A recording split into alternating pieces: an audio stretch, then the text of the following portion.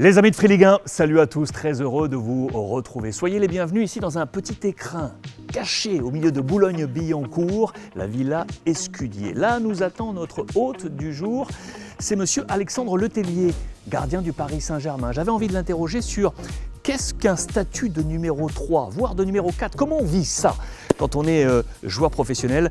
C'est un enfant de Paris, né dans le 20e arrondissement. Il va nous revenir sur toute cette trajectoire et nous parler de son avenir. Il est en fin de contrat avec le PSG. L'interview Free Ligue 1. On y est les amis, salut Alex. Bonjour. Ça va? Ça va et toi? Heureux de te retrouver. Merci. On se croise des fois sur les pelouses comme ça, hein, ouais. Et finalement on s'est dit allez on se prend un petit moment tous les deux. Je suis content de te retrouver parce qu'on est dans une période un peu particulière. Hein. Donne-nous un peu où est-ce que tu en es là aujourd'hui. On est dans ce moment un peu ingrat là. Là, bah écoute, fin de contrat au PSG. Ok. Le club a pris la décision de ne pas renouveler mon contrat. Donc l'aventure parisienne s'arrête. Et puis voilà, là pour l'instant on se prépare en attendant de trouver le bon projet et pour écrire une nouvelle page. Paris coule dans tes veines. Ouais. Tu es un enfant du 20e arrondissement. C'est ça. Tu as été formé au Paris Saint-Germain. C'est une tristesse qui te marque aujourd'hui, le fait que Paris n'ait décidé de ne pas te renouveler? Forcément un peu triste parce que voilà, Paris c'est ma ville, j'ai tous mes amis, ma famille ici. Donc c'est comme ça, c'était 4 belles années. Je regarde que du positif et voilà, maintenant il faut fermer cette page. Remémore-nous ce moment de retour justement, donc 2020. Ouais. On est dans une période là aussi un peu délicate parce qu'on est l'après-Covid. Le Paris Saint-Germain s'interroge à ce moment-là parce que j'en ai bon souvenir, il fallait impérativement qu'on ait X joueurs formés au club pour pouvoir inscrire les groupes en Ligue des Champions. Et à ce moment-là, Kimpembe et Dagba, les deux Parisiens qu'on pouvait inscrire, il en fallait un troisième. En fait, je faisais partie d'une liste de gardiens. Donc il y avait des gardiens étrangers et gardiens français. Et en fait, voilà, le fait que je sois français et en plus formé au club, ça a validé mon dossier et après tout s'est fait très vite. Tu t'es dit, c'est incroyable, je vais revenir à Paris moi. Ouais, c'est un sentiment bizarre parce que voilà, t'es footballeur donc t'es amené à signer n'importe où.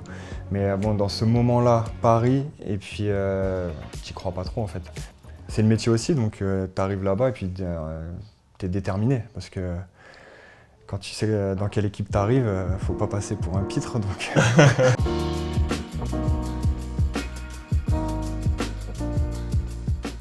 Donc j'arrive au Paris Saint-Germain. À ce moment-là, c'est Navas et Sergio Rico qui sont là. Ouais. Raconte-moi un peu cette évolution effectivement de ton statut et comment tu as pris ça. Comment on vit ça quand on choisit certaines destinations parfois exotiques, même fraîches, ouais, pour aller avoir une position de numéro 1 et puis qu'on se résout à avoir ce statut de 3, voire 4 à un moment donné. Donnarumma est arrivé, il y a eu des changements, des va-et-vient. Comment tu as vécu tout ça? C'est vrai que mine de rien, pendant ma carrière, j'ai jamais été habitué à être numéro 3. Donc c'était un nouveau poste pour moi. Donc j'ai accepté, je me suis dit écoute, voilà, je me mets dans ce rôle-là. Quand tu arrives dans un club, des fois tu peux avoir un temps d'adaptation quand tu connais personne, le temps de. Et là franchement j'avais vraiment l'impression de jamais être parti, même si forcément le club avait beaucoup évolué. Mais le fait de retourner au camp des loges, le fait de revoir des têtes connues. Voilà, j'avais le fait de ne pas mettre le GPS pour aller au centre d'entraînement. C'est des trucs tout bêtes, mais à l'arrivée, en fait, j'avais vraiment l'impression de rentrer chez moi, donc ce qui fait que je me suis vraiment tout de suite senti bien. Pas de notion de frustration? En fait, la frustration que tu as, c'est de te dire que tu as moins la compète. Parce que quand tu es un joueur, tu as envie de jouer. Mais après, voilà, j'ai accepté le rôle que je devais avoir. Et après, tu as été présenté en même temps. Voilà, tu l'as accepté. Je l'ai accepté, et puis moi, la compète, je l'ai trouvée à l'entraînement.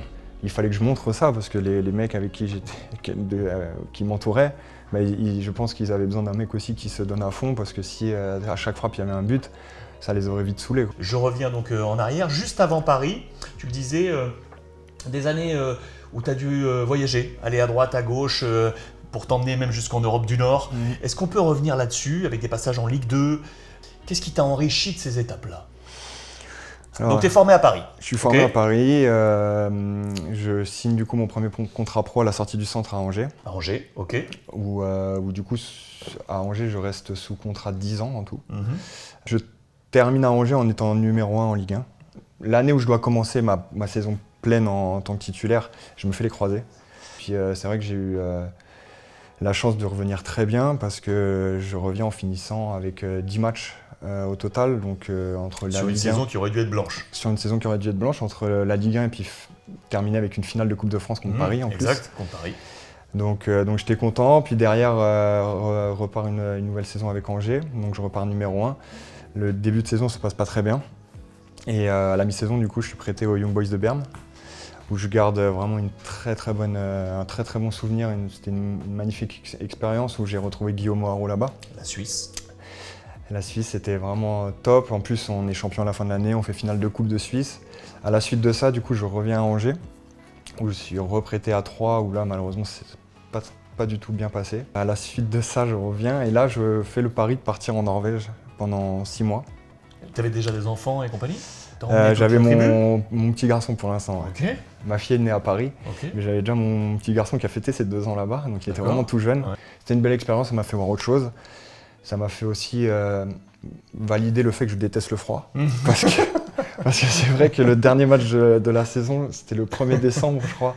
Il faisait -15. Alors le ressenti, je sais. -15. Ah ouais, non, c'était incroyable. Du coup, je rentre et du coup, c'est la mi-saison en France. Donc il faut que je trouve un nouveau projet pour terminer ma saison. Et en fait, pareil, je trouve le projet d'Orléans. En Ligue 2 à ce En moment-là. Ligue 2 à ce moment-là. Covid arrête le championnat. Orléans descend en national. Et moi, je me retrouve en fin de contrat. Donc je suis rentré dans cette phase-là de préparation avant T'attends jusqu'à ce coup de fil du Paris Saint-Germain. jusqu'à ce coup de fil du Paris Saint-Germain. Et pour la petite anecdote, ce qui est fou, c'est que la veille du coup de fil de mon agent, j'étais sur Paris avec un ami et je me faisais tatouer. Et c'était justement un peu, on sortait un peu de cette période Covid où les gens pouvaient ressortir. Et les gens, on me voyait, étaient heureux d'être en terrasse. Enfin, il y avait une atmosphère que ça faisait un moment que j'avais pas retrouvé sur Paris quand j'y retournais. Et je me rappelle lui dire, putain, j'aimerais revenir sur Paris. Et je me rappelle rentrer très tard. Et à cette époque-là, mon fils était petit. Et, Sacha, ton fils. Sacha, ouais. Et ma femme, du coup, dormait avec le petit dans le lit. Et donc je me couche sur le canapé avec le survêt du PSG. Non mais c'est vrai, véridique, hein, véridique. Et le lendemain, à 11h, mon agent qui m'appelle et qui me dit que Paris est intéressé. Effectivement, ces tatouages, t'en as partout. Ouais. Et tu as vraiment le Parc des Princes J'ai vraiment le Parc des Princes. dans le dos? J'ai le Parc des Princes dans le dos. Et c'est vrai que dans mon tatouage, je pouvais pas ne pas mettre un petit Parc des Princes en rapport avec le fait que j'ai été formé à Paris.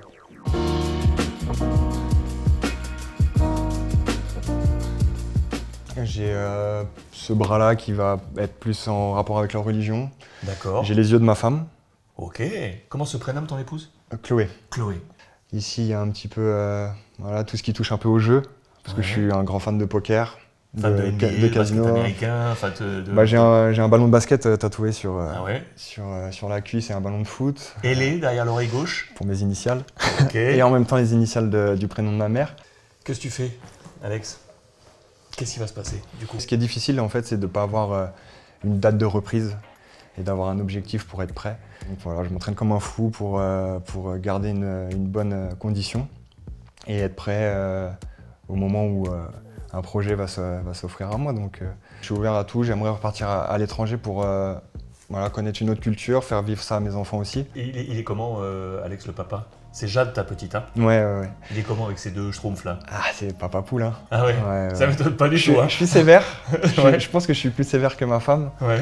mais papa poule. Hein. Tu es heureux, Alex? Ouais, toujours. Ouais. Toujours. Imagine Sacha et Jade qui voient cette vidéo dans quelques années. Qu'est-ce que tu leur laisserais comme petit message là? Tu veux me faire pleurer, hein? Bah, tu vois, déjà, rien que... Qu'est-ce que je leur dirais? Que je les aime et que je leur souhaite le meilleur dans un monde de fous et que j'espère que ce sera des bonnes personnes. Papa et maman, ils seront toujours là pour eux. Pardon. Merci Alex, infiniment, Merci à toi. et bravo.